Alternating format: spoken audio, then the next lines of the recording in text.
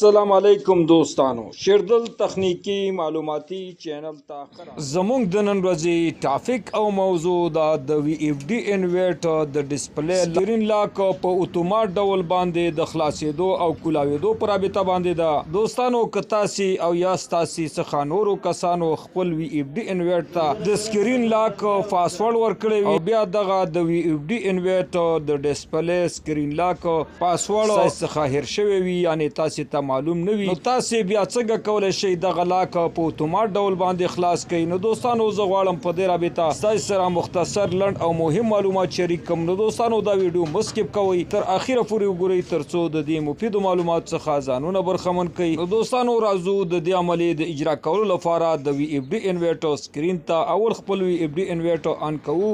د وی اف ډي انورټر د آن کېدو څخه وروسته د پروګرام او د ډاټا بټن دا دواړه ډبل پریس کړئ. د دواړو بټنو د ډبل پریس کېدو څخه وروسته د وی اف ډي انورټر په سکرین باندې د وی اف ډي انورټر پارامټر شو کیږي. نو تاسې بیا کولی شئ په دې کې سیټینګ وکړئ چې څه رقم تاسې غواړئ. نو دوستانو په دې طریقې سره تاسې کولی شئ د هر قسم وی اف ډي انورټر د ډسپلی لاک سکرین په اتومات ډول باندې خلاص کړئ او په دې کې خپل فعالیتونه ترسره کړئ. نو دوستانو دا وه زموږ د نن ورځې ټاپک او موضوع.